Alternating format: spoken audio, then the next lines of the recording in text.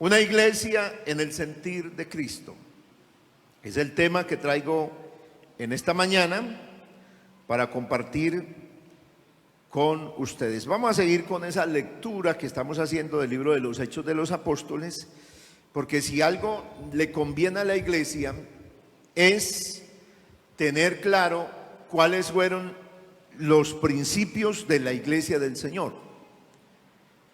¿En qué se fundamentaron los primeros y cómo vivieron esos primeros creyentes? Debe ser entonces el modelo para la iglesia, porque si el Señor es el mismo que la fundó y que estableció la iglesia, es el mismo el que se la va a llevar.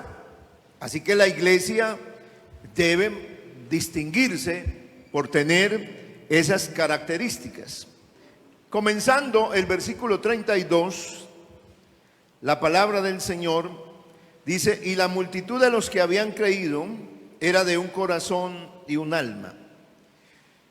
Para esta época, el apóstol o el escritor bíblico, en este caso Lucas, menciona que la iglesia era una multitud.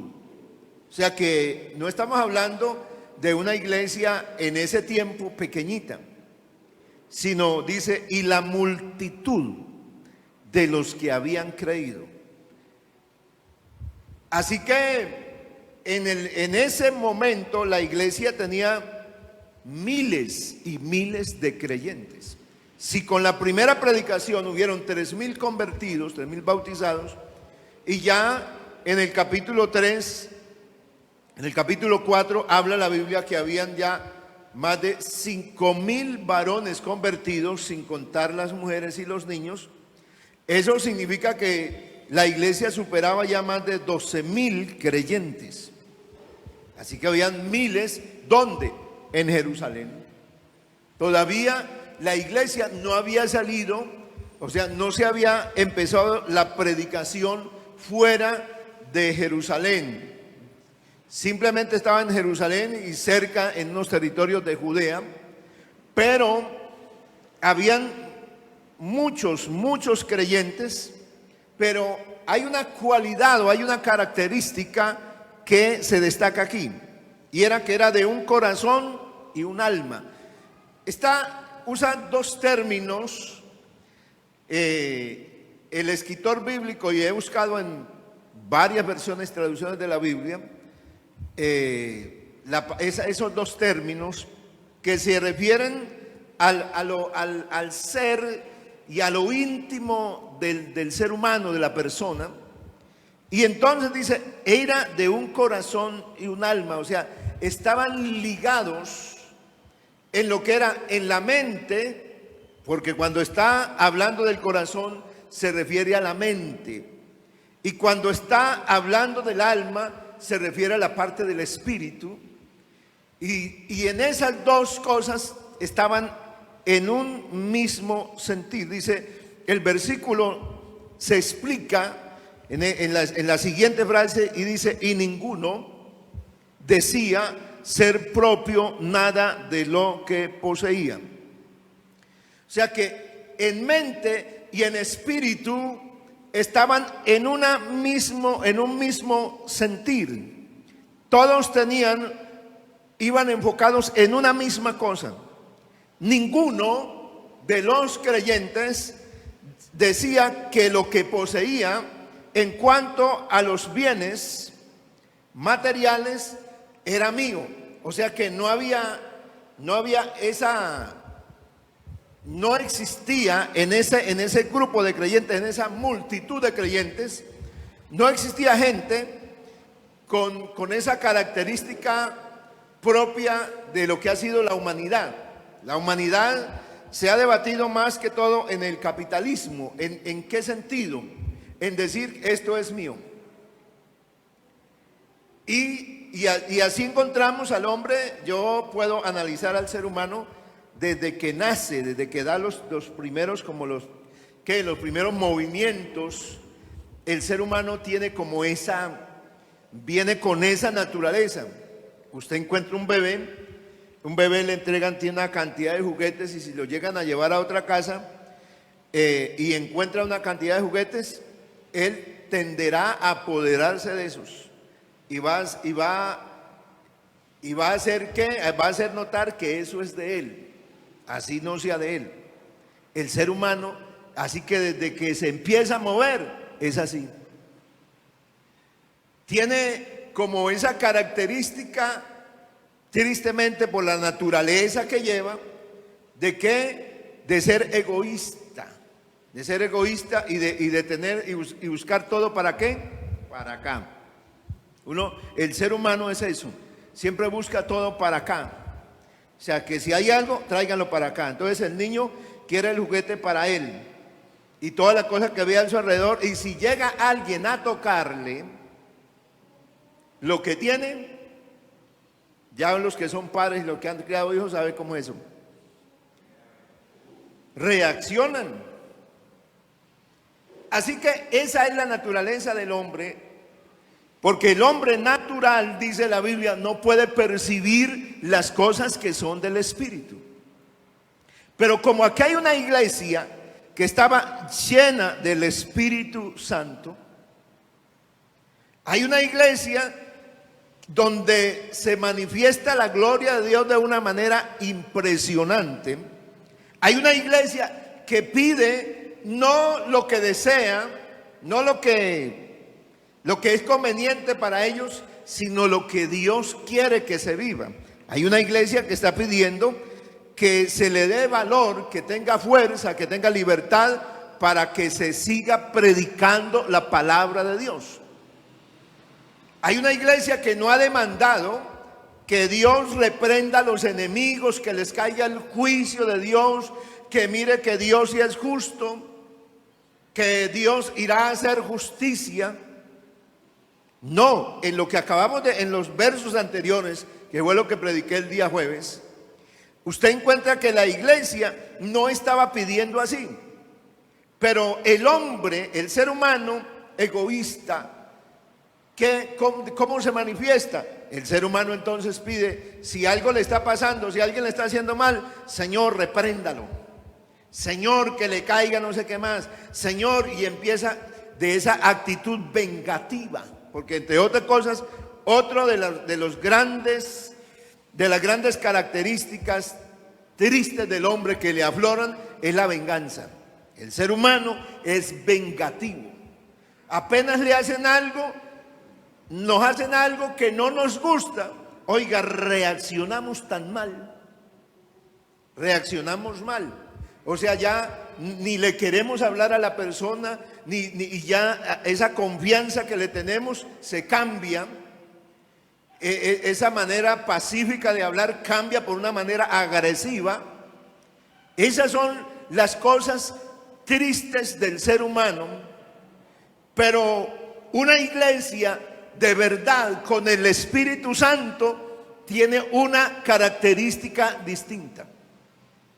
Los hermanos fueron llevados, fueron cogidos presos, fueron puestos, fueron azotados, y la iglesia, ¿cómo dice? Porque más adelante lo vamos a leer, dice que ellos salían gozosos de haber padecido afrenta por causa del nombre de Jesucristo. Así salía la gente, no salía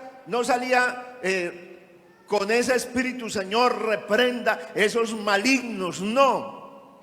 ¿Por qué? Porque cuando uno vive una vida así, es porque todavía la parte del espíritu está muy abajo. El nivel del espíritu está muy abajo, entonces sobresale la carne. Es más fuerte la carne, entonces, ¿qué predominan? Los deseos de la carne.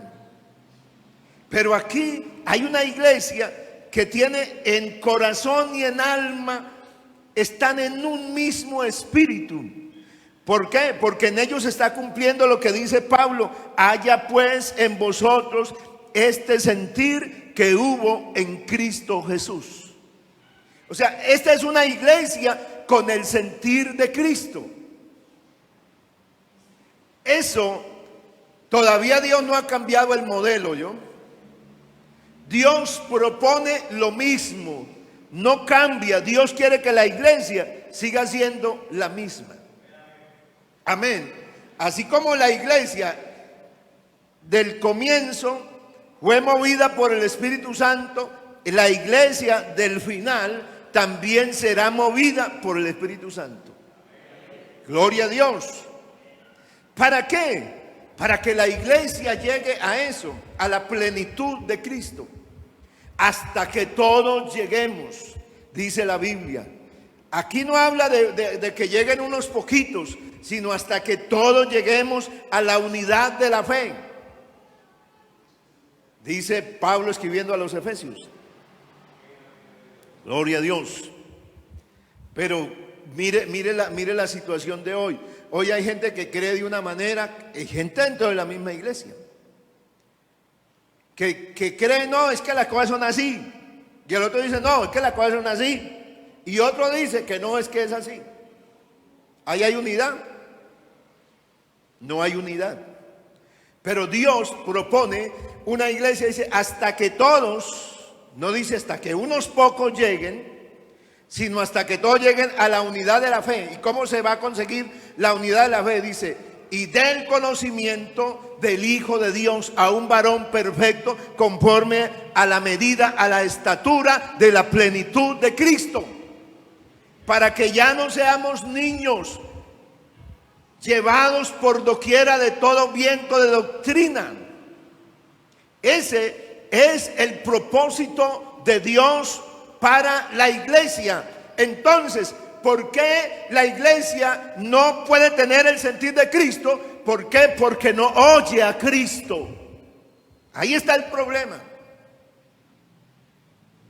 Cuando el creyente definitivamente se deja llevar por la enseñanza de Cristo, ¿qué vamos a tener nosotros? Pues unidad. ¿En qué? En lo que estamos creyendo. Porque la fe no es una concentración, no es una mente positiva, no es que yo creo y porque yo creo, resulta, pasa. No, eso no es fe, eso es positivismo oriental.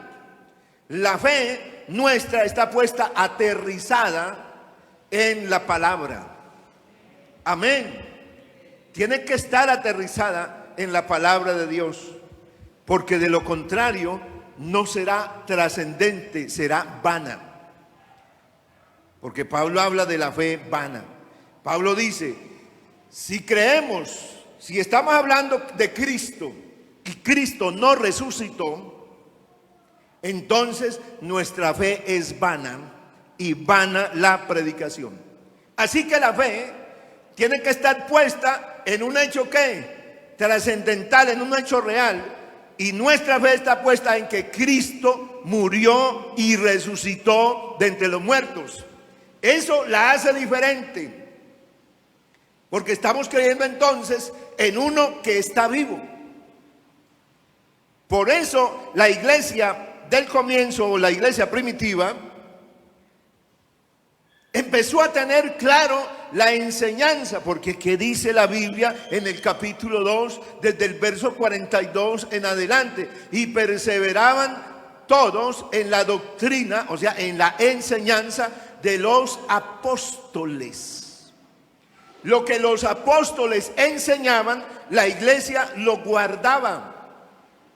¿Y cuál fue el resultado de perseverar en la enseñanza de los apóstoles, en la doctrina?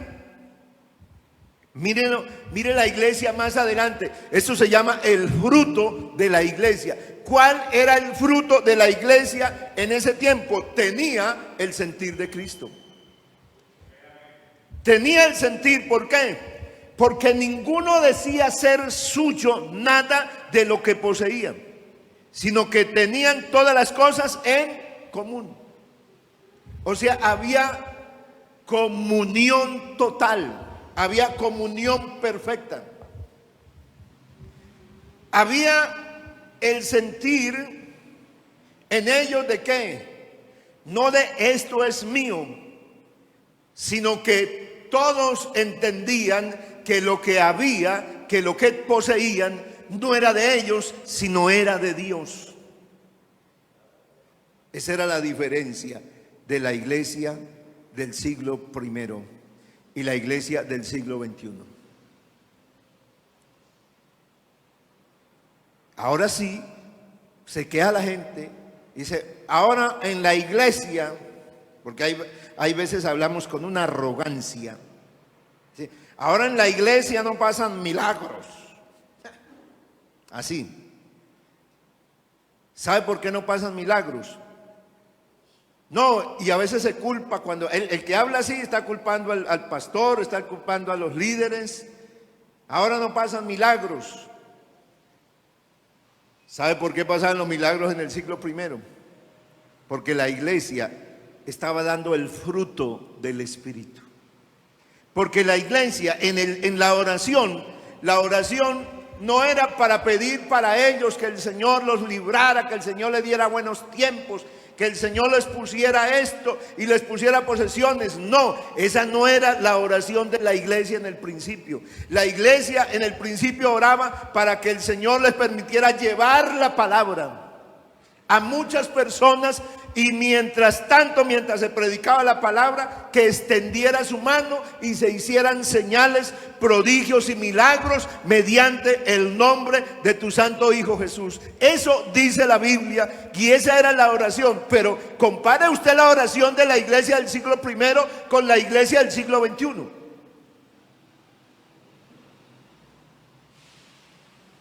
¿Sí ve que hay diferencias? La iglesia del siglo XXI, nosotros estamos orando, Señor Jesús, dame mi casita, vea, la casita, deme el carrito, deme esto, y estamos ahí, vea, Señor, el negocito, vea, mire allá fulano de tal si tiene, mire cómo ese sí está bien, y yo que soy hijo de Dios, y yo que soy, y entonces empieza con el mensaje trinitario, que ese es el mensaje de estos teólogos que no conocieron y no han conocido a Dios, y con todo el respeto que ellos se me merecen. Pero enseñaron una teología, o sea, un conocimiento de Dios, donde Dios debe enriquecer a la gente. Pero ese no es el mensaje de la Biblia. La Biblia dice que Dios nos sostendrá, y la Biblia dice que Él tiene cuidado de las aves, y que si ellas no tienen graneros ni recogen en graneros y Él las alimenta, dice, ¿no valéis vosotros más que los pájaros? Amén. Así que la iglesia debemos confiar que Dios nos va a seguir proveyendo y nos va a seguir dando lo que necesitemos para vivir aquí. Pero nuestro corazón no puede pegarse de las cosas. ¿Por qué? Porque donde esté vuestro tesoro, allí estará también vuestro corazón. Entonces, por eso uno tiene que, a partir de la obra del Evangelio, Dios tiene que, y Dios quiere, no, Dios no tiene. Dios quiere que nosotros aprendamos a despojarnos como lo hizo la iglesia primitiva. Que la gente dice, uy, háblenos del Espíritu Santo, háblenos del libro de los Hechos del Apóstol, del poder y de la autoridad y los milagros. Pues es que para que pasaran los milagros, así vivía la iglesia. Eso era lo que pedía la iglesia. Eso era lo que vivía la iglesia del comienzo. Por eso nosotros tenemos que mirar la iglesia en Hechos y ver la radiografía, a ver qué está pasando con nosotros. Porque a veces cuesta. La iglesia estaba en culto todos los días. Todos los días la gente buscaba al Señor. Hoy ¿no te parece triste que nos tengan que rogar para que vayamos a un culto? O sea, rogándole a la iglesia que vaya a culto, cuando la iglesia debería estar invitando a la gente a venir a culto. ¿No te parece que hay cosas invertidas? No deberían vernos a nosotros por las redes sociales. Por favor, congreguémonos, es hora de congregarnos. No, ese mensaje ni siquiera se debería escribir. Pero toca hacerlo. Toca hacerlo. ¿Por qué? Porque muchas cosas hoy hay muchos creyentes heridos. Dice, no, yo no voy a culto porque vea, allá esa señora que tiene ahí en la puerta, pastor, ese señor que está en la puerta, me hizo a mí mucho daño, yo por allá no vuelvo. No, ese pastor que está ahí, yo no le entiendo qué es lo que predica, yo para allá no vuelvo. Eso es una iglesia, ese es un creyente que ya no lo mueve el Espíritu Santo, sino lo mueven sus sentimientos, lo mueve todavía su carnalidad. No tiene el sentir de Cristo. Por ti, amada. Oh, aleluya. Aleluya. Por eso Dios quiere que la iglesia esté llena del Espíritu Santo, porque una iglesia que es tocada por el Espíritu Santo es sensible a Dios. Un corazón que de verdad lo mueve el Espíritu Santo es sensible a la palabra, y cuando oye la palabra no le duele, sino que al contrario se tiene que doblegar, se tiene que humillar ante la presencia y ante la grandeza de Dios. Eso es lo que Dios quiere, una iglesia llena del Espíritu Santo.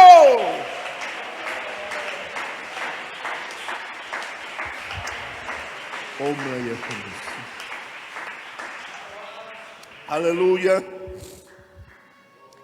Esa es la iglesia de la Biblia. Y usted predica y yo predico que somos la iglesia apostólica, y nos llenamos la boca para hablar que nosotros somos la iglesia de Hechos de los Apóstoles. Pues eso tiene que pasar en el siglo XXI. La iglesia del Señor es la misma del Hechos de los Apóstoles.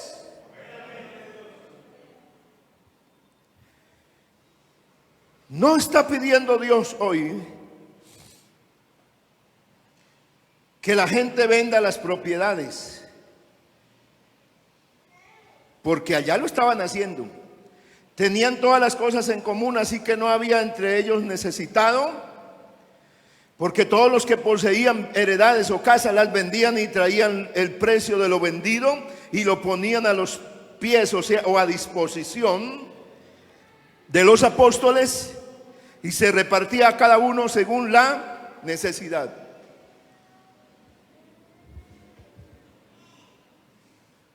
Dios hizo sentir a la iglesia de alguna manera lo que oyeron de los apóstoles, porque un día Jesús dijo: vended todo lo que poseáis y dadlo a los pobres, y tendréis tesoro en los cielos.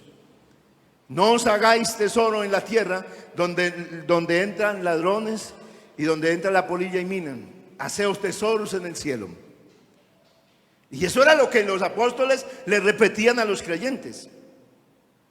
Pues eso lo hicieron literalmente.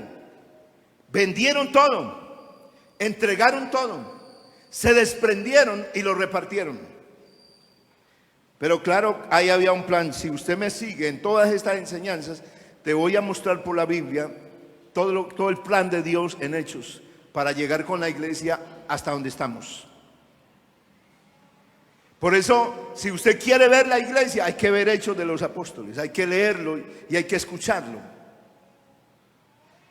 Aquí entonces nadie decía ser suyo, se despojaba. ¿Por qué? Porque en su mente y en su corazón estaba el sentir de Cristo. Ellos, los bienes materiales no eran importantes, no eran lo prioritario. Para ellos lo prioritario era Dios. ¿No debería ser lo mismo hoy todavía? Que lo prioritario sea Dios. Pero uno tiene que preguntarse y reflexionar esta mañana: ¿de verdad para mí Dios es primero? Porque el primer mandamiento de todos es: oye Israel, el Señor nuestro Dios, el Señor uno es, y amarás al Señor tu Dios con toda tu mente, con todo tu corazón, con toda tu alma, con todas tus fuerzas. Este es el primer mandamiento. Y el segundo es semejante: amarás a tu prójimo como a ti mismo. Ese es el segundo. ¿Y qué dijo el intérprete de la ley? Dice, bien has dicho, maestro, que uno es Dios y amarle con todo el corazón es lo mayor que hay, y al prójimo como a ti mismo. No hay mandamientos mayores que eso. Y el Señor le dijo, pues no estás lejos del reino de los cielos. Ese principio que no puede cambiar y no va a cambiar Dios, porque Dios no está interesado en cambiar el mundo. Dios no está interesado en cambiar la historia de la política de los países. No. Así que por eso, si nosotros nos ponemos a pelear aquí por candidatos y políticos, estamos perdidos. Porque Dios no está interesado en eso. Cuando Jesús se manifestó, que habían políticos de una clase y de otra, y el Señor, ¿qué hizo? Predicarles el evangelio. El Señor no los mandó a que se metieran a los apóstoles en esto, en este otro grupo, en el otro. No. Por eso la iglesia es apolítica. Sí, nosotros no tenemos candidato. Nosotros tenemos uno que nos salvó y es nuestro único que merece todo el reconocimiento, y mañana, noche y día le seguiremos reconociendo a Él como lo que Él es, el Rey de Reyes. Él es el Rey de Reyes y el Señor de los señores. O sea, Él es el que gobierna en los cielos y en la tierra. Él tiene todo el dominio, nunca lo ha perdido, ni lo perderá. Gloria a Dios. Aleluya, aleluya. Una iglesia en el sentir de Cristo. Se despojaban de todo, lo ponían a los pies de los discípulos. Porque de los presos también os compadecisteis, y el despojo de vuestros bienes sufristeis con gozo, sabiendo que tenéis en vosotros una mejor y perdurable herencia en los cielos.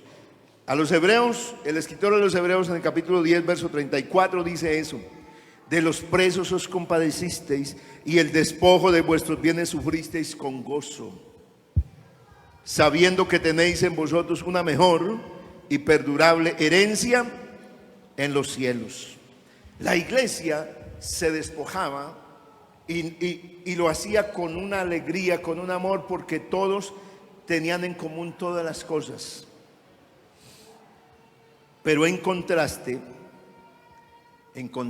está el caso de Ananías. Pero cierto hombre llamado Ananías, con Safira su mujer, vendió una heredad y sustrajo del precio, sabiéndolo también su mujer, y trayendo solo una parte la puso a los pies de los apóstoles. Y le dijo Pedro: Ananías, ¿por qué llenó Satanás tu corazón para que mintieses al Espíritu Santo y sustrajeses de la heredad? Aquí está el contraste que está dentro del contexto de esa multitud que tenían todas las cosas en común y que ninguno decía ser suyo propio nada de lo que poseía. Pero encontramos una pareja que queda con nombre propio. Cuando la Biblia menciona a una persona por el nombre, es porque quiere darle relevancia al suceso. Entonces menciona a Ananías y su esposa Safira. Y entonces ellos también sintieron, porque como todo el mundo estaba vendiendo las propiedades, entonces ellos también dijeron: vendamos la nuestra. Solo que fraguaron algo, concertaron algo, y es: bueno, vendimos esto en 100,000, vamos a ponerle ese valor. Vendimos esto en 100,000 pesos, nos dieron aquí. Pero ¿cómo vamos a llevar todo? Eso hayan llevado, mejor dicho, mire, todo el mundo llevando. ¿Para qué tanta plata allá? Entonces no llevemos todo. Llevemos solamente 30,000 pesos. Y cuando nos pregunten, vendimos esta propiedad y este fue el valor que nos dieron, vendimos lo que nosotros poseíamos, también nos hemos despojado de todo y aquí le traemos esto. Pero aquí está una iglesia llena del Espíritu Santo. Cuando Ananías llegó y le entregó eso a los apóstoles, Pedro le dice, no hay una explicación de Ananías, el registro bíblico no hace referencia a una explicación, pero el Espíritu Santo que está en los apóstoles y en boca de Pedro le dice, ¿por qué llenó Satanás tu corazón para que mintieses al Espíritu Santo? ¿Qué fue lo que se produjo en ese momento? Mentira. ¿Qué salió a relucir en esta familia de la iglesia? El egoísmo. En que yo voy a compartir, pero voy a fingir que yo también doy todo. Y esto fue lo que al Espíritu Santo no le pareció y lo sacó a la luz. Y entonces el Espíritu Santo es el que le ha revelado a Pedro, dice, ¿y a quién menciona ahí Pedro? Dice, ¿por qué llenó Satanás tu corazón?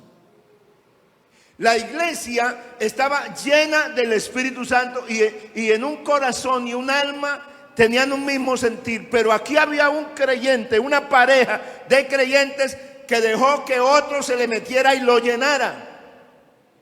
Ya no el Espíritu Santo, sino que lo llenó Satanás. ¿Para qué? Para mentir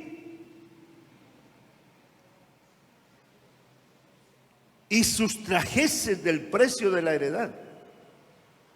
Juan dice 8:44 en las palabras de Jesús, dice, vosotros sois de vuestro padre el diablo, y los deseos de vuestro padre queréis hacer. Él ha sido homicida desde el principio y no ha permanecido en la verdad, porque no hay verdad en él. Cuando habla mentira, de suyo habla, porque es mentiroso y padre de mentira. Así que aquí, ¿qué puso al descubierto? La obra de Satanás también afectando a los creyentes en el primer siglo. ¿Cuándo Satanás afecta? Cuando yo le finjo a Dios, cuando yo le miento a Dios, cuando yo muestro una cosa pero en verdad hago otra, estoy mintiendo. Y cuando hago eso, ¿quién se me mete a mí? El papá de la mentira. Sí, Satanás. Pero hoy encontramos a mucha gente que dice mentira folclóricamente cristianos. Mienten sin ningún escrúpulo. Pero mire que el Espíritu Santo descubre todo. Por eso es importante que en la iglesia no solamente, porque qué bonito cantamos, qué bonito oramos, qué bonito hasta ofrendamos, pero es importante que no solamente sea eso externo, sino que el Espíritu Santo revele qué es lo que hay por dentro. Amén. ¿Cuál es el verdadero culto al Señor? ¿Cuál es la adoración? ¿Qué le dice Pedro a Ananías? Dice, ¿acaso el terreno no era tuyo? O sea, esa propiedad que tenías era tuya. Y si la vendías, ¿acaso no era tuyo el dinero? En otras palabras le está diciendo, no estabas obligado a hacer eso. Eso era tuyo. No tenías obligación de traerlo. Usted podía decidir con esa propiedad, decir, bueno, no, vendí, pero traigo solamente el 50%, traigo solamente el 20%, decir la verdad, eso era todo. Pero lo que ellos hicieron es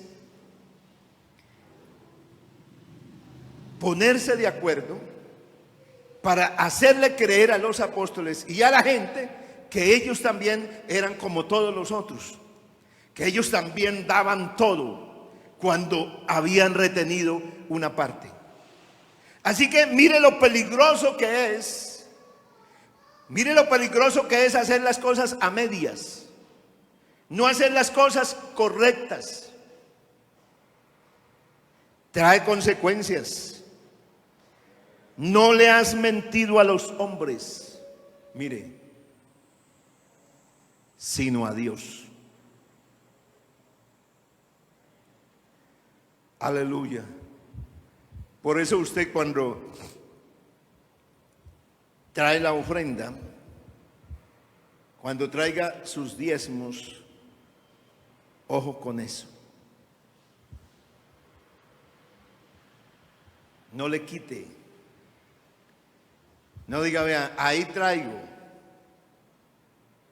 cuando no traes lo que de verdad porque no estás mintiéndole a los hombres, le estás mintiendo a Dios. ¿Qué pasó con Ananías? Dice, al oír Ananías estas palabras, cayó y expiró, se murió. Y un gran temor vino sobre todos los que oyeron. Y cuando entró la esposa de Ananías, Pedro le pregunta, 3 horas después de que ya había muerto y lo habían sepultado, viene la esposa tranquila, va para el culto, como si no había pasado nada. Ya mi esposo fue y llevó la ofrenda. Vea, todo pasó en calma, tranquilidad. No pasó aquí ningún problema, no hubo nada.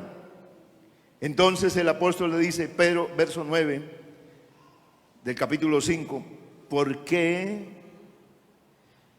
Entonces, pasado un lapso, voy a leer el verso 7. Pasado un lapso como de 3 horas sucedió que entró su mujer no sabiendo qué había acontecido.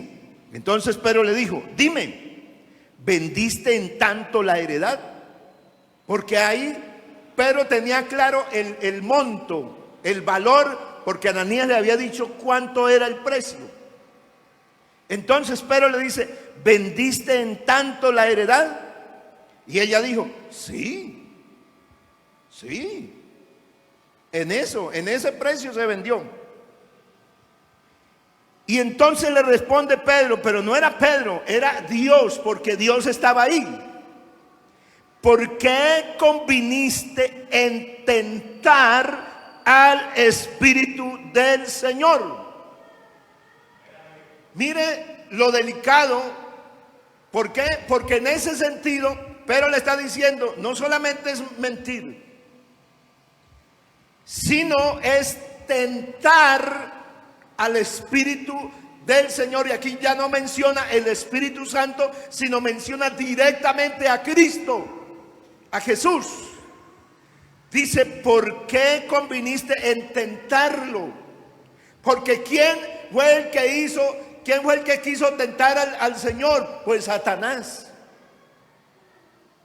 Ese fue el que se le cruzó al Señor para tentarlo. Así que nosotros como pueblo del Señor debemos evitar eso de tentar al Señor. ¿Por qué? Porque cuando convenimos algo y pensamos que no va a pasar nada, cuando alguien, porque el problema no es fallar, el problema no es que alguien no se equivoque, el problema es que equivocado finja que está bien, finja que no pasó nada. Ahí está el error. Porque el Señor levanta al caído. El Señor es perdonador. ¿Y qué va a perdonar? ¿Y qué va a levantar a un caído? Pues es cuando alguien falla. ¿Qué le va a perdonar? Pues cuando alguien cometió un error. Pero cuando una persona no se arrepiente, aquí está el caso de Ananías y Zafira. Fue una disciplina impresionante, la disciplina del Señor. En esa ocasión fue la muerte de los dos. Ese es un caso atípico en la Biblia, en la iglesia primitiva. Que los dos ese día se murieron y los sepultaron uno al pie del otro. De nada les sirvió, porque se cumplió lo que dijo el Señor. Dice, ay, el hombre que tenía tantos tesoros, dice, ve alma mía, cuántas cosas he recogido. Voy a agrandar los graneros, hacerlos bien grandes, porque tantas cosas que yo tengo para poder atesorar para todo el resto de mi vida, toda la existencia. Voy a guardar todo esto. Y dijo aquel insensato, pero Dios le dice, oigan, esta noche vienen a pedirte tu alma, y lo que has atesorado, ¿para quién será? Ahí se cumplió. Alguien que hizo una provisión, no, yo no me voy a despojar aquí de todo, ¿cómo se le ocurre? Voy a quedar yo. ¿Para quién fue lo que guardaron? Para otro.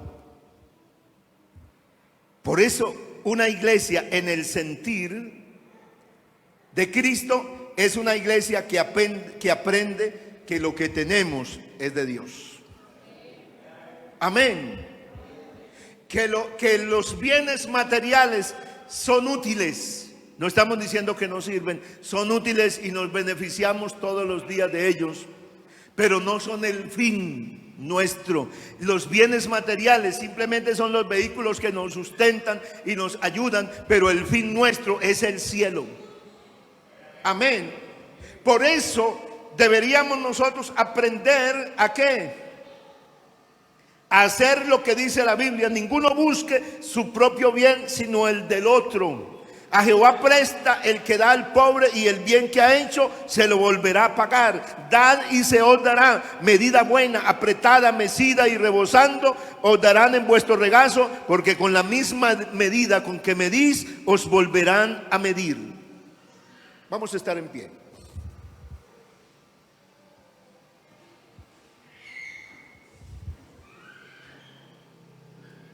La fidelidad a Dios se debe expresar en todo lo que somos.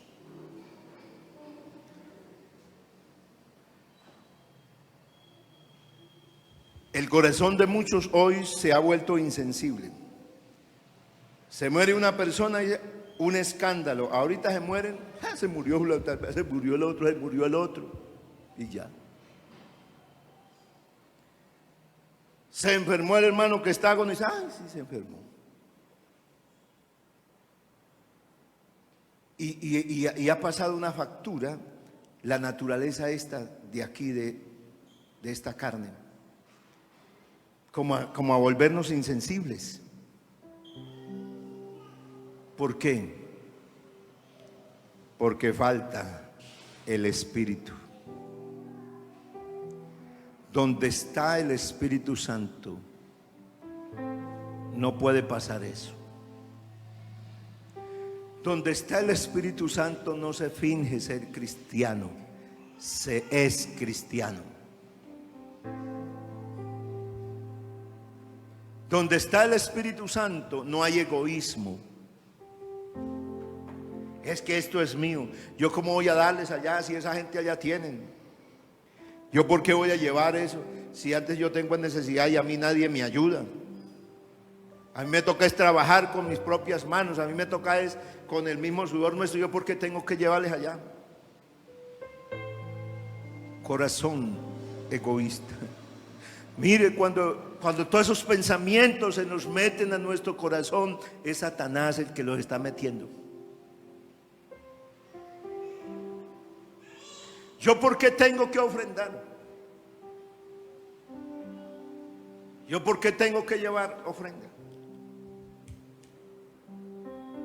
Mire, ha sido tanto la situación difícil que da hasta pena. Pero en varias congregaciones nos estamos viendo hasta, como una palabra por ahí común, coloquial, a gatas, para pagar los recibos de los servicios de la iglesia. No hay ofrendas. ¿No te parece triste eso?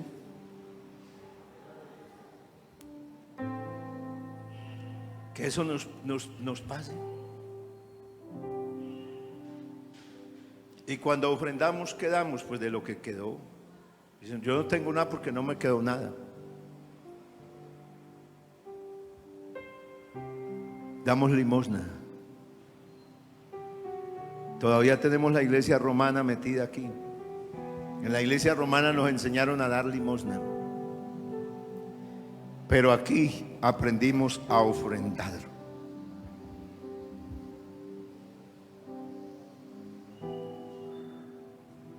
Por todo esto se detiene la bendición de Dios. Esto es lo que vivió la iglesia primitiva. ¿Y que había ya? Espíritu Santo. Se hacían grandes milagros y señales por mano de los apóstoles. Y hoy decimos, no, es el pastor, son los músicos, esos pues no se sienten nada. ¿No será que seré yo el que ha endurecido el corazón?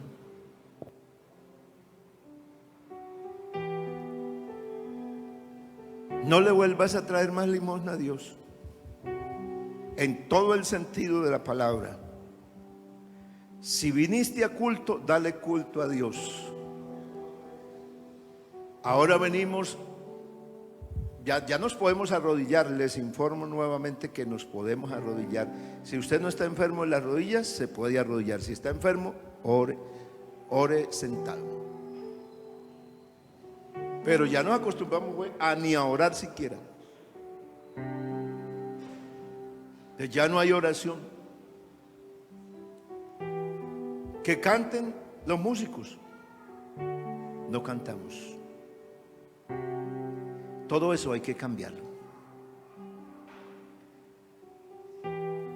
Un mismo sentir. La iglesia estaba en un espíritu y un alma.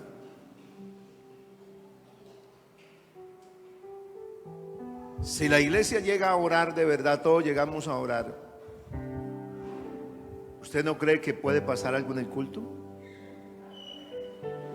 Amén. Ya habilitamos para que vengan los hermanos, algunos hermanos el sábado, a ayunar. Y ese es otro ruego que hay que hacer para que alguno venga. Deberíamos venir por sentir propio, sin que nos obligaran. Se resolverían muchas cosas. Habría abundancia. El necesitado aquí se le podría dar. El necesitado aquí también aprendería a que hay que trabajar, porque no siempre vamos a tener gente ahí esperando que le den. En algún momento cualquiera de nosotros tendremos que necesitar una ayuda. Pero Dios siempre nos va a proveer algo para sustentarnos. Y si usted recibe una ayuda, de esa ayuda que recibe, ofrende. Amén. Aprenda a ofrendar.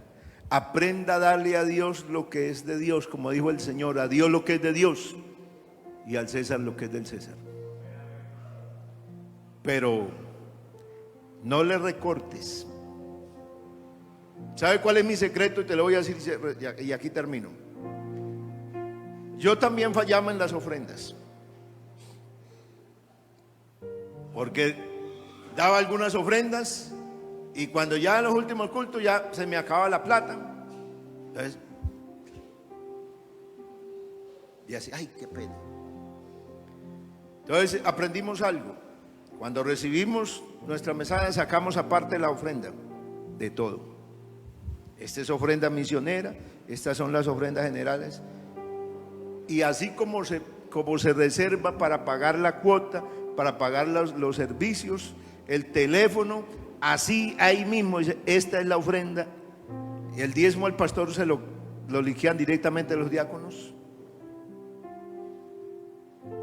Y entonces traemos la ofrenda de todo, de lo que recibo, para no dar limosna. Te dejo ese secreto. Cuando recibas tu bendición, acuérdate que hay unas ofrendas. El diezmo es una ofrenda que tiene un valor específico, pero hay otra ofrenda que es voluntaria. Saca la parte y usted decide, bueno, la voy a repartir para llevar a cada culto tanto, o la voy a llevar en un solo bloque y voy a dar mis ofrendas de una sola vez. Pruebe eso y verá si Dios no bendice, porque hay bendiciones espirituales y esa es una bendición material. Y si te acuerdas, y si traes una libra para un pobre, una libra, recuerde que Dios dijo, el bien que hagas, Dios se lo volverá a pagar. Pruebe eso. Tráigase 2 libras de arroz, una panela, y si quiere ponga a prueba a Dios en eso y verá si Dios no se la devuelve. Soberano Señor, estamos aquí en tus manos.